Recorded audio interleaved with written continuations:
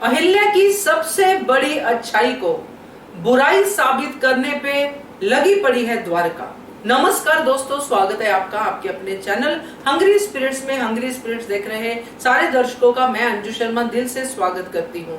अहिल्या देवी जैसे ही दरबार में हाजिर होती है एक प्रजा के रूप में, वैसे ही सबके रिएक्शन देखने को मिलते हैं, जिसमें द्वारका भी शामिल है। अब द्वारका का वन एंड ओनली एजेंडा क्या रहता है कि गौतमा को इतना ज्यादा अहिल्या के खिलाफ भड़काए कि गौतमा खुद अहिल्या को घर से, दरबार से, पता नहीं कहां से बाहर निकाल दे।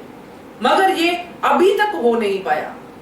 चलिए चर्चा करते हैं कि किस तरह द्वारका जो है फिर से उसी काम में लगी हुई है जिस काम में उसको महारत हासिल है, मगर कामयाबी नहीं मिली है। बात करते हैं, मगर पहले वही गुजारिश, जिन्होंने अभी तक चैनल को सब्सक्राइब नहीं किया है कर लीजिए, साथ में दोस्तों बेल आइकन दबाइएगा ताकि आपको हमारे वीडियोस के नोटिफिकेशन मिलते रहे।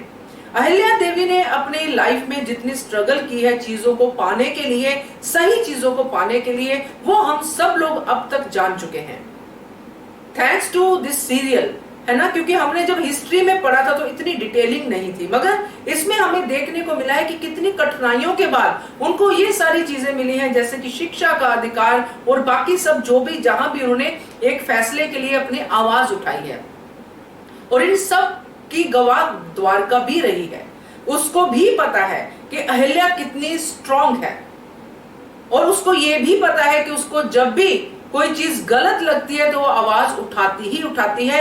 और यही बात जो अहिल्या की अच्छी बात है वो द्वारका को भाती नहीं है। गौतमा अपनी जगह कुछ और टेंजेंट से उसके साथ बात करती है अहिल्या के साथ, मगर द्वारका का एक ही एजेंडा है कि कैसे अहिल्या को नीचा दिखाऊं। अगर आपको याद होगा तो मैं आपको याद दिलाने की कोशिश करती हूँ, अगर याद होगा तो ठीक है, नहीं तो फिर भी मेरी कोशिश से आपको याद आ जाएगा कि जब अहिल्या छोटी थी तब द्वारका ने ये कह के इग्नोर कर दिया था कि ये 9 साल की बच्ची मेरा क्या बिगाड़ लेगी। तब जमुना जो स्पेशल असिस्टेंट ऑफ द्वारका, उसने बताया था कि नहीं नहीं ये बहुत कुछ कर सकती है।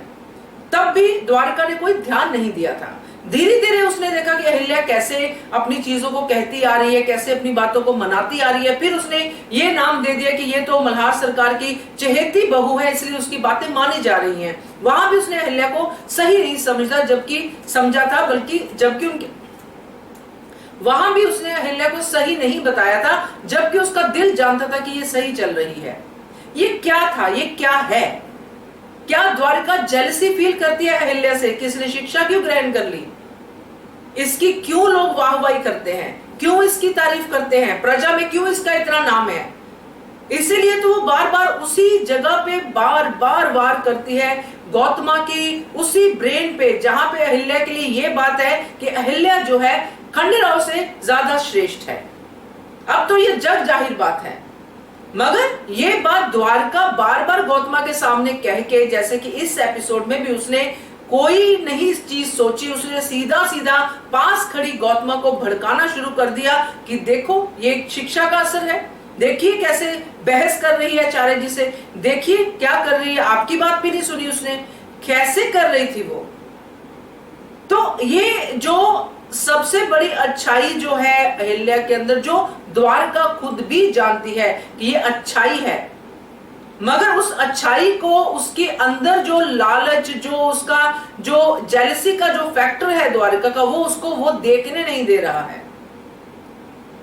ये होता है ना दोस्तों कि हम खुद तो ये कर नहीं सकते हैं, जब कोई दूसरा करता है, उसका दिमाग अच्छा है आपसे, उसकी जो है सोच बड़ी अच्छी है, उसका दिल साफ है, वो कर जाता है, तो फिर आपको क्यों जेलसी फील होती है? फिर आपको क्यों ये सब बातें बोलने के लिए बार बार अगेन एंड अगेन मजबूर होना पड़ता है, और आपको मजा आना शुरू हो जाता है? तो ये जो चीज है, ये मुझे लगता है कि गौतमा का दिमाग तो वो बार बार वॉश करती ही रहती है, ब्रेन वॉश कर देती है गौतमा का, क्योंकि गौतमा फिर अहिल्या को जाके पूछना शुरू कर देती क्यों किया, कैसे किया, जबकि गौतमा खुद भी जानती है कि द्वारका अहिल्या को कितना प्यार करती है।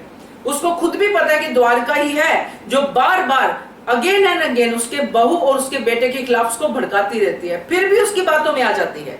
तो जो एजेंडा, जो उसकी अच्छाई के ऊपर बुराई का लबादा ओढ़ने की कोशिश है द्वारका की, वो फिर से वो कामयाब होगी, क्योंकि गौतमा सॉफ्ट टारगेट है। तो देखते हैं अब गौतमा आगे इसका क्या अहिल्या के साथ व्यवहार करती है, क्योंकि डेफिनेटली बुरा तो होगा ही होगा, मगर ये जो इसका अंजाम द्वारका को भी भुगतना पड़ेगा, क्योंकि कॉज एंड इफेक्ट है दोस्तों। बुरे काम करोगे उसका रिजल्ट भी बुरा ही मिलेगा। अभी तक कामयाबी नहीं मिली है क्योंकि काम ही ऐसे हैं।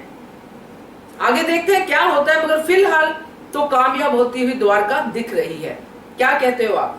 कमेंट करके बताइए। देखते रहिए channel hungry spirits. Thank you so much. Subscribe to our channel by clicking the subscribe button. Click the bell button and enjoy the latest uploads from our channel.